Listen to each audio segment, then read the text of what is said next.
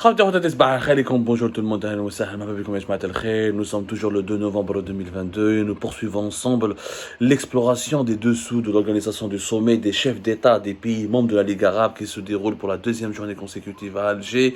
En ce moment même, les interventions des différents chefs d'État et représentants des pays membres de la Ligue arabe se poursuivent pour aborder les différents problèmes du monde arabe et essayer de leur trouver des solutions.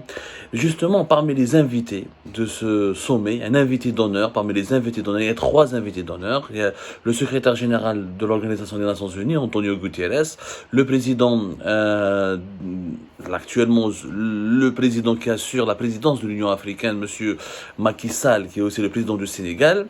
Et le 3e invité d'honneur, c'est le président azerbaïdjanais, Ilham Aliyev, qui est dans sa qualité de président du mouvement non aligné, l'un des blocs régionaux les plus importants à l'époque de la guerre froide et qui a sombré un petit peu dans l'oubli, mais qui continue d'exister sur la scène géopolitique mondiale. Justement, je vous l'hypocrisie des dirigeants algériens et l'hypocrisie des dirigeants arabes. Depuis l'ouverture du sommet des chefs d'État de la Ligue arabe, on parle de la question palestinienne, de dénoncer la colonisation israélienne, de dénoncer les violences d'Israël contre les Palestiniens, et les dirigeants algériens qui sont contre la normalisation avec Israël, qui critiquent Israël, qui diabolisent Israël, qui diabolisent toute personne qui parle directement, indirectement aux Israéliens, pourquoi ils ne disent pas que monsieur le président azerbaïdjanais, qui se trouve en ce moment encore à Alger, monsieur le président azerbaïdjanais Ilham Aliyev, l'invité d'honneur d'Alger, et vient d'autoriser l'ouverture d'une ambassade de l'Azerbaïdjan à Israël, en Israël. Israël et l'Azerbaïdjan, qui ont déjà des relations diplomatiques et politiques très fortes, ont décidé d'aller vers une étape encore beaucoup plus importante en ouvrant une ambassade officielle de l'Azerbaïdjan en Israël. L'Azerbaïdjan a décidé d'ouvrir une ambassade en Israël après 30 ans de relations entre les deux pays. Et en fait, les deux pays avaient de très bonnes relations, mais les deux pays évitaient d'officialiser leurs relations pour ne pas énerver l'Iran qui est le voisin de l'Azerbaïdjan, qui partage une grande frontière avec l'Azerbaïdjan. Donc l'Azerbaïdjan a toujours fait très attention, mais cette année, il a décidé de passer à une étape supérieure. Alors, c'est un député azerbaïdjanais qui vient de faire cette déclaration hier, le 1er novembre 2022, alors au moment même où le président de l'Azerbaïdjan était à Alger pour participer au sommet des chefs d'État de la Ligue arabe. Il s'appelle Arzu Nagiev, qui a déclaré: la décision est déjà prise. L'ouverture de l'ambassade d'Azerbaïdjan en Israël ne peut pas être retardée que pour des raisons techniques. Il a fait cette déclaration à un site d'information azerbaïdjanais qui s'appelle Pravda et qui est l'un des médias azerbaïdjanais les plus influents, les plus crédibles là-bas. Alors, il faut savoir qu'entre l'Azerbaïdjan et Israël, il y a des relations étroites. 69% des importations d'armes de l'Azerbaïdjan entre 2016 et 2020 provenaient d'Israël. Le même député azerbaïdjanais a déclaré que Israël est un partenaire stratégique aussi bien politique, militaire, économique que culturel. Jusqu'à 69 à 70% des armes utilisées par l'Azerbaïdjan entre 2016 et 2020 provenaient d'Israël. C'est ce qui explique d'ailleurs, selon plusieurs experts de la sécurité militaire et des questions de la défense, pourquoi l'Azerbaïdjan a gagné sa guerre contre l'Arménie en 2020 et 2021, les récentes violences qui ont permis à l'Azerbaïdjan de remporter une guerre importante contre l'Arménie. Et allez, chauffe l'importance de la guerre qui a opposé. Ça s'est passé en 2020, c'était la fin 2020, c'était entre le 27 septembre 2020 et le 10 novembre 2020, où l'Azerbaïdjan a pu repousser l'Arménie au-delà d'une région qui était controversée, contestée, et qui est située en Azerbaïdjan, mais qui était occupée par l'Arménie, parce que cette région était, le Haut-Karabakh, est occupée par la minorité arménienne. On ne va pas revenir sur les raisons de ce conflit, mais voilà, regardez l'hypocrisie des autorités algériennes et des autres dirigeants arabes qui accueillent comme invité d'honneur un homme dont le pays venait au moment même de la tenue du sommet des chefs d'État arabes de normaliser ses relations avec Israël. Le président israélien, l'actuel président israélien, Isaac Herzog, il avait écrit une lettre à l'honneur des 30 ans de relations entre Israël et l'Azerbaïdjan. Et en 2022, il y a eu une lettre qui a été adressée par le président israélien pour commémorer les 30 ans de relations. L'Azerbaïdjan et Israël, ça fait 30 ans de relations, dans lesquels il a invité le président Ilham Aliyev, le chef d'État azerbaïdjanais qui est encore à Alger, pour lui demander d'ouvrir une ambassade en Israël. Alors que nous marquons une étape importante dans nos relations, j'espère que nous voir franchir un palier supplémentaire avec l'ouverture de l'ambassade d'Azerbaïdjan en Israël.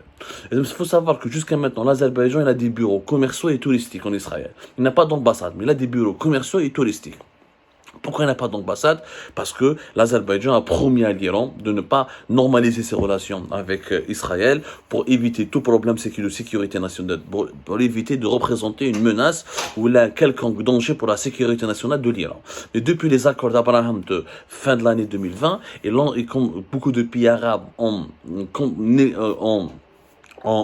normalisé leurs relations avec Israël, et comme l'Azerbaïdjan est très lié à la Turquie d'Erdogan, et comme la Turquie d'Erdogan depuis 2021 et 2022 a rétabli ses relations avec Israël, a amélioré ses relations avec Israël, et ben l'Azerbaïdjan est prêt à sauter le pas et il est prêt à ouvrir prochainement une ambassade à Tel Aviv. Il faut savoir qu'il y a des intermédiaires importants entre Israël et l'Azerbaïdjan.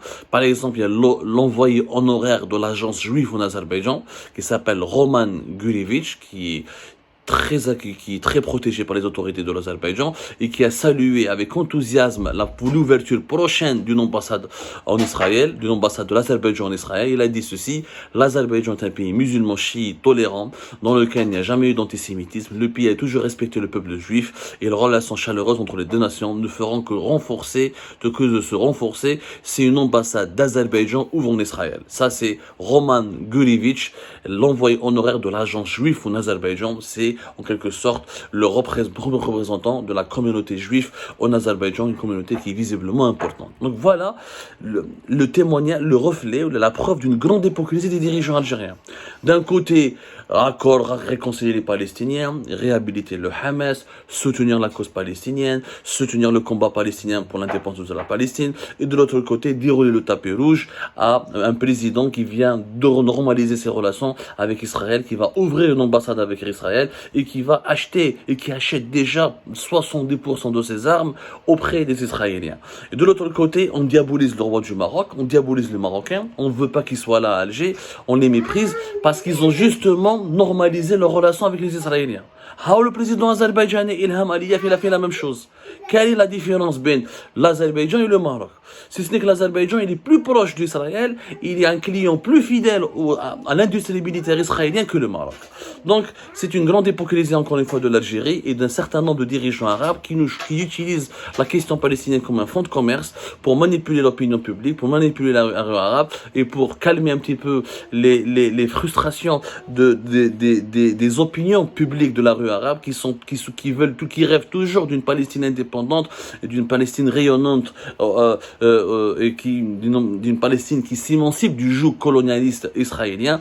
Mais de l'autre côté, où là en parallèle, les dirigeants arabes et les dirigeants du monde musulman essayent de se rapprocher à chaque fois d'Israël, de bénéficier de la technologie israélienne, d'acheter des armes israéliennes et de rétablir des relations plus ou moins normales avec Israël, parce qu'ils ont bien compris qu'avec Israël il y a un pari gagnant, que l'avenir se fera avec Israël et ne se fera pas avec les Palestiniens, que la technologie, le progrès, les évolutions les plus positives, la richesse, l'aisance et du côté des Israéliens, des lobbies israéliens qui sont très puissants dans le monde. Quant à la question palestinienne, elle reste malheureusement un fonds de commerce que l'Algérie, que la Ligue arabe, que beaucoup de pays musulmans et arabes utilisent juste pour droguer leur opinion publique. Et c'est vraiment malheureux et c'est vraiment une grande hypocrisie.